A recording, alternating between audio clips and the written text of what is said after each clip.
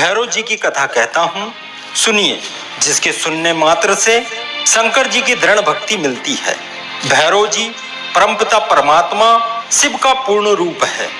उन्हें मनुष्य जन शंकर जी की माया से वैसा नहीं जानते, यह कोई आश्चर्य की बात नहीं है। महेश्वर शंकर जी की महिमा तो चतुर्मुख ब्रह्मा और चतुर्भुज विष्णु भी नहीं जानते। अब औरों की क्या बात है।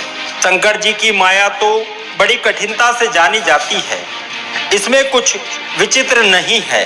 माया से मोहित होकर मनुष्य जन उनकी पूजा नहीं कर पाते हैं। जब भगवान शंकर परमेश्वर ही ज्ञान कराते हैं, तभी मनुष्य जन जान पाते हैं, स्वयं नहीं जान पाते हैं। इस प्रकार मैं प्राचीन इतिहास कहता हूँ, जरा ध्यान से सुनिए। एक समय सुमेरु पर्वत पर बैठे हुए ब्रह्मा जी के पास सब देवतागण जाकर हाथ जोड़कर नमस्कार कर यह पूछने लगे कि हे देवों के देव, प्रजाओं के स्वामी, हे सृष्टि के रचिता, हे लोकनायक, अविनाशी तत्व क्या है, इसे आप यथार्थ बतलाइए।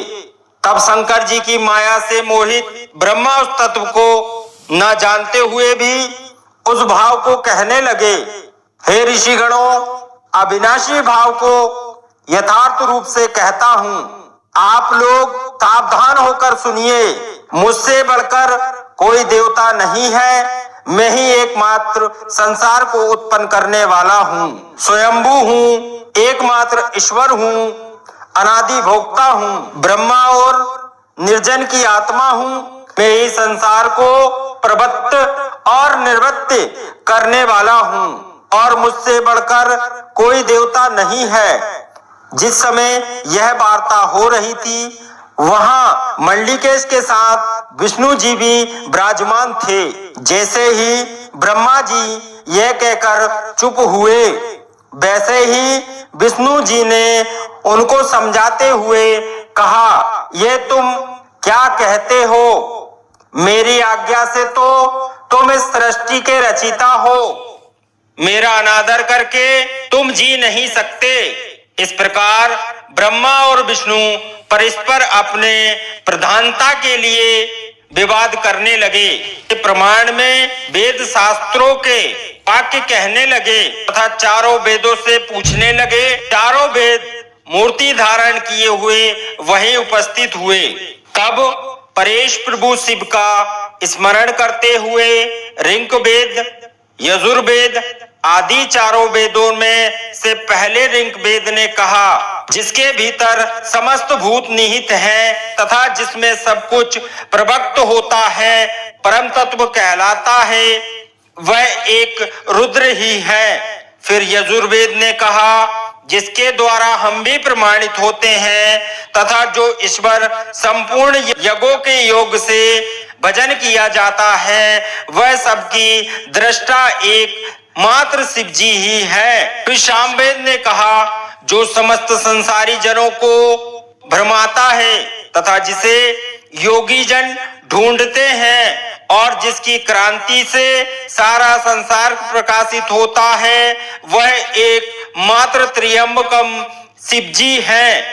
फिर यथर्व ने कहा, जिसकी भक्ति से साक्षात्कार होता है, वह एक केवल शंकर जी है, जिनमें कोई दुख नहीं है। तब वेदों के इस प्रकार कथन सुनकर ब्रह्मा विष्णु ने कहा, तुम्हारा यह अज्ञान है, ये तुमको आज क्या हो गया है? क्यों तुम्हारे सब विचार आज नष्ट हो गए? भला नित्य शिवा से स्मरण करने वाला, पीत वर्ण धारण करने वाला, धूलि धारित प्रथम नाथ शिव परमात्मा कैसे हो सकता है? बुरा वेश बनाए हुए जटाधारी, वृषभ पर अरुण सर्पों के आभूषण पहनने वाला निशंक शिवजी पर ब्रह्म कैसे हो सकते हैं? तब उन दोनों के ऐसे वचन सुनकर सब स्थानों में अमूर्त और मूर्तिमान स्थित रहने वाले ओमकार ने कहा, भगवान शिव शक्तिधारी हैं, वे अपनी शक्ति के बिना रमण नहीं कर सकते, क्योंकि वे लीलाधारी हैं। परंतु वही परमेश्वर है, वही ज्योतिर्स्वरूप है, वही स्वयं सनातन है और शिव जी हैं, जिनकी आनंद रूपी शक्ति है, आगंतुक की नहीं, प्रयत्न नित्य हैं। जब ओमकार के इस प्रकार कहने पर भी शिव जी की माया से मोहित ब्रह्मा विष्णु की बुद्धि नहीं बदली और वे विवाद करते ही रहे। अब उन दोनों के मध्य में एक ऐसी विशाल ज्योति प्रकट हो गई जिसका आदि अनंत कुछ नहीं था। उससे ब्रह्मा का पंचम सिर जलने लगा। इतने में त्रिशूलधारी नील लोहित तक्षण वहां प्रकट हो गए और ब्रह्मा उनसे बोले, हे नील लोहित चंद्रशेखर, हे रुद्र, भय मत करो, मैं तुम्हें जानता हूं। तुम पहले मेरे सिर से प्रकट हुए थे और रुदन करने के कारण ही मैंने तुम्हारा नाम रुद्र रखा था। हे पुत्र, मेरी शरण में आओ, मैं तुम्हारी रक्षा करूंगा। तब ब्रह्मा की इस अहंकार पूर्वक वाणी को सुनकर शिव जी को बड़ा क्रोध आ गया। उन्होंने प्रलय कर देना चाहा। भैरव नामक एक पुरुष को उत्पन्न कर दिया।